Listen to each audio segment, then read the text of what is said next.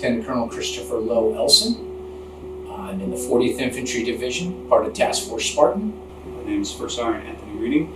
I am the HSC First Sergeant for 40th ID. I'm G.Alcordo. I'm the Sexual Assault Response Coordinator here for the 40th Infantry Division. I was playing racquetball in the morning with my father. I was working as a beer salesman in Riverside, California. I went to high school in Dubuque, Iowa, so I was in my advanced English class. There were a lot of people talking about something happening in New York.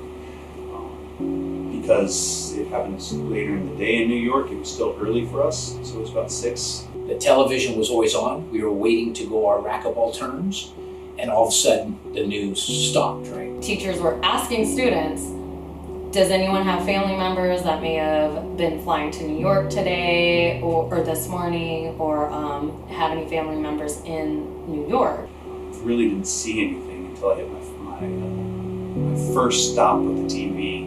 And that's when we realized what was actually happening on the East Coast and why we were being asked these questions. And there were a few people who had family members in the city of New York and at the Pentagon. And I saw it from the very beginning. All the reporting, the first explosion, the plane, then hearing everybody discuss it.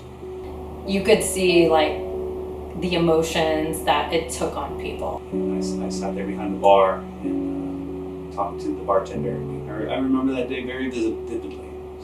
Pretty much after I left that morning, I called my unit and we all started going through whatever preparation. We didn't know what was going to happen.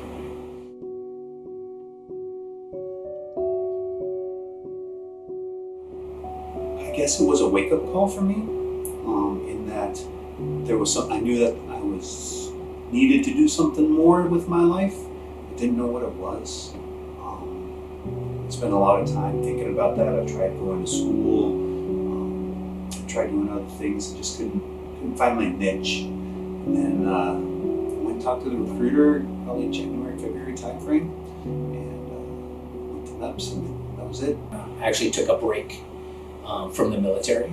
I had a business, I had 7 employees, a brand new baby, and I worked with my wife, so it was time for me to actually get out around 2004.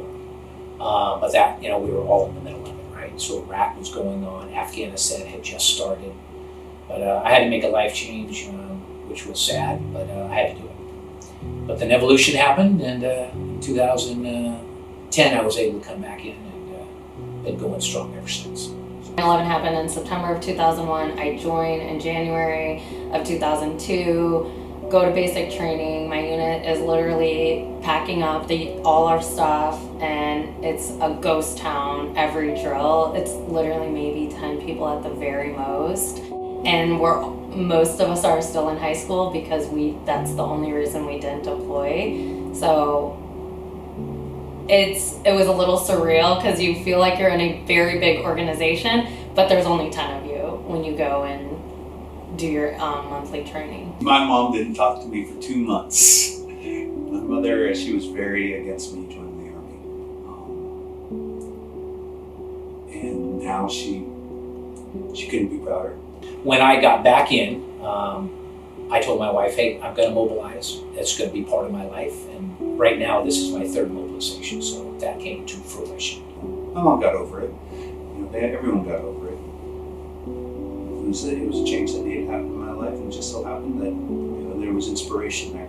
And sometimes we all flounder through our lives, without anything going on, and then all of a sudden there's that one thing that happens, and you're just like, that's what I need to do.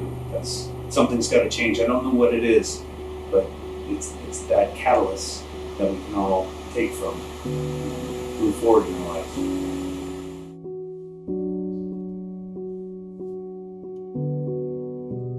In my time in the Army, I've noticed that creative and critical thinking has diminished tremendously. People are afraid to think out of the box. People are afraid to take initiative.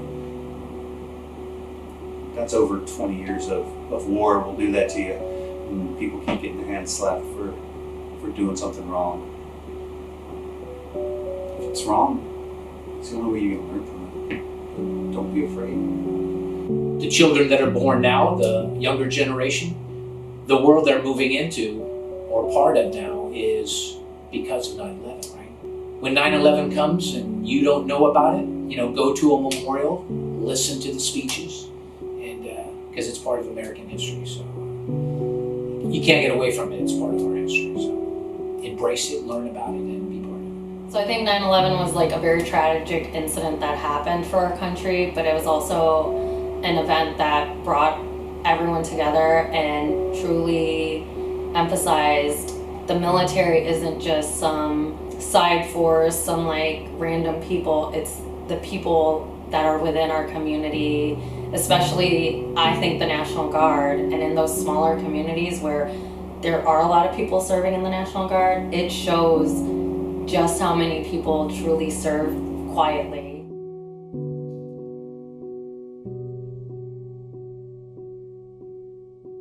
It's always selfless service. If someone says Army values, that's what I think about.